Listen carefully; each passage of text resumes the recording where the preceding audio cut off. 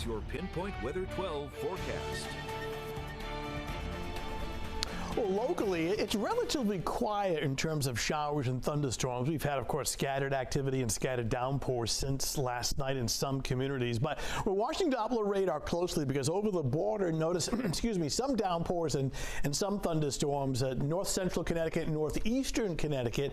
And based on the position of these thunderstorms and downpours and how they're moving, we'll first get in closer. And you can see out towards north of Willimantic, northeastern Connecticut.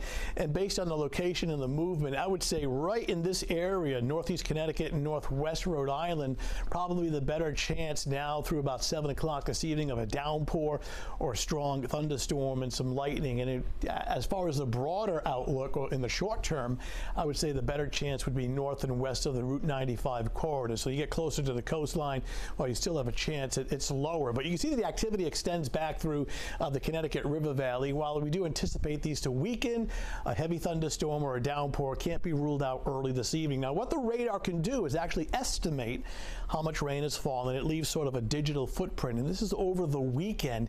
And you can clearly see that cluster here in southwest Connecticut and Long Island, New York, where the radar is estimating amounts of anywhere from 10 to nearly 15 inches of rain. Just historic, catastrophic flooding in that area.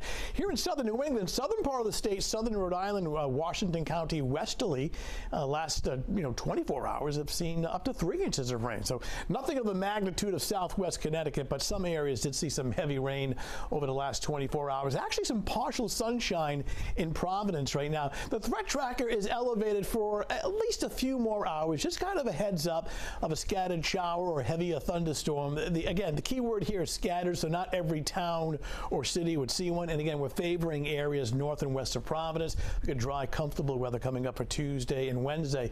The humidity, get ready for some very comfortable air starting tomorrow. Look how low these dew points are right towards the end of the week. Even though it's quite humid right now, dry, refreshing air is on the way. You got a front that's off to our west. This is the leading edge of the drier air. It'll take some time to get in here, but we'll notice it by tomorrow. Ernesto racing away in the North Atlantic with winds of 90 miles per hour. You know, on this date, August 19th, 33 years ago, the last hurricane to make landfall, a direct hit on southern New England. That was Hurricane Bob. Off to our west, the air is dry. Look at the dew points. These numbers are in the 50s, indicating dry, comfortable air.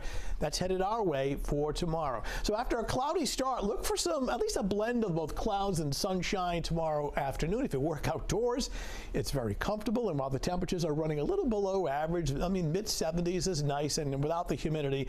In the short term, be somewhat weather aware next several hours, especially north and west of Providence for a scattered downpour or a thunderstorm. Temperatures in the 70s. It'll stay humid most of the night. Now, starting with clouds early tomorrow morning, especially eastern Mass, but the trend will be for some brightening later in the morning and certainly during the afternoon hours, looking at partly sunny skies. If you have beach plans, your best chance for some sunshine would be during the afternoon hours. A light northwest breeze tomorrow, but otherwise comfortable. A brief shower on Wednesday afternoon, but it's a mainly dry day. Warming trend by the end of the week. Early call on the weekend right now looks pretty good. Thank you, Tony.